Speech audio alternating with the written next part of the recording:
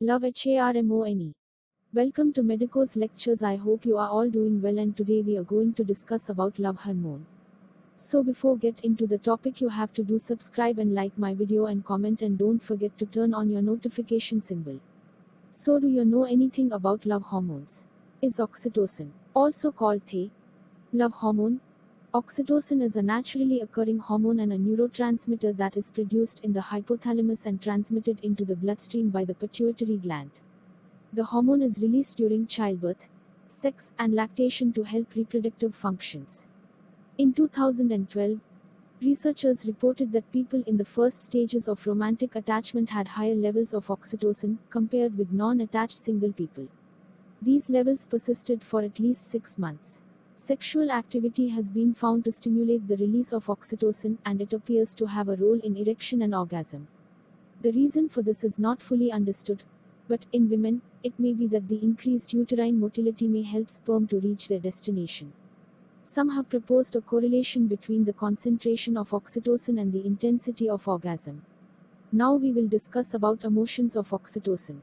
When oxytocin enters the bloodstream, it affects the uterus and lactation, but when it is released into certain parts of the brain, it can impact emotional, cognitive, and social behaviors. One review of research into oxytocin states that the hormone's impact on pro-social behaviors and emotional responses contributes to relaxation, trust, and psychological stability. Brain oxytocin also appears to reduce stress responses, including anxiety.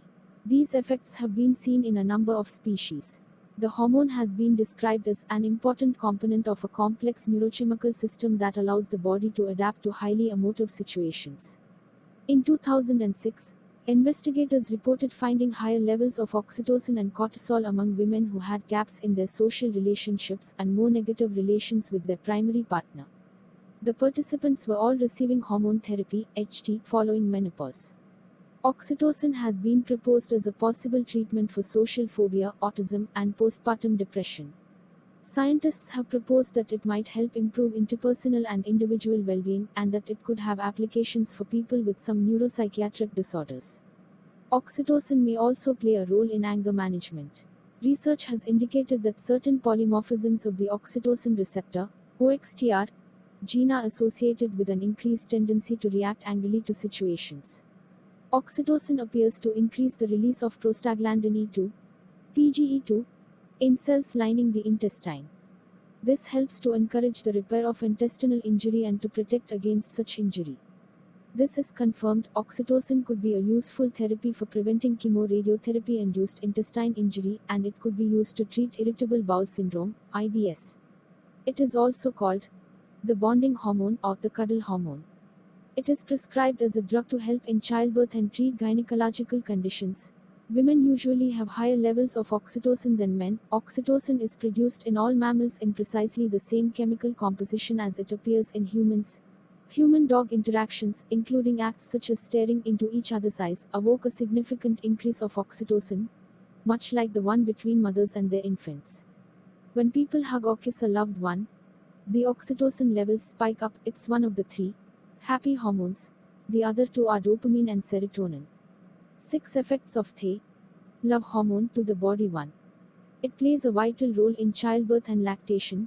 One of its primary roles in the body is to aid in the contraction of the uterus during labor and lactation. The hormone is produced in large amounts during labor. It escalates the contractions that open up the cervix, allowing the baby to move through the birth canal. Physicians have been using pitocin, a synthetic oxytocin, for decades to help with labor. After birth, oxytocin continues to induce uterine contractions, which promotes the production of milk in the breast and discharge from the nipple.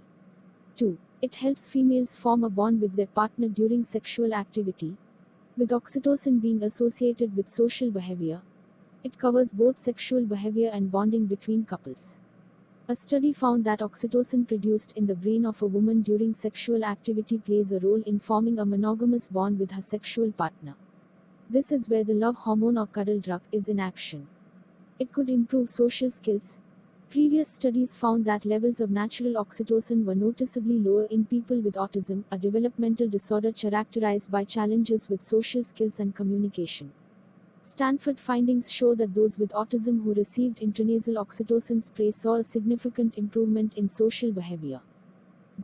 It boosts protective instincts. A study suggested that oxytocin stimulates the defensive aggression of a person against anyone who might come off as a threat to someone's social group. For example, soldiers who defend their colleagues during war. This protectionist instinct was initially discovered in animal studies, where oxytocin was shown to trigger an animal's protective behavior against predators, an essential factor for survival. 5. It promotes sleep. Oxytocin combats the effects of cortisol, the body's known stress hormone. A study in the journal Regulatory Peptides showed that when a person is under stress-free conditions, the oxytocin released in the brain naturally induces sleep. The stimulation of this hormone allows one to feel relaxed and tranquil, helping them to sleep, which makes sense since oxytocin has a calming effect. It helps overcome fear. Researchers at the University of Bonn Hospital found that the love hormone has the power to inhibit the brain's fear center.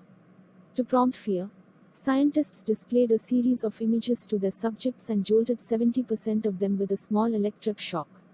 Then, the researchers gave half of the subjects oxytocin nasal spray and showed them the same images sans the electric shock. Those who received oxytocin were less afraid of the shock, and the brain's fear signals were less active. I hope today's discussion will be very interesting and hope you all like this. Love you all.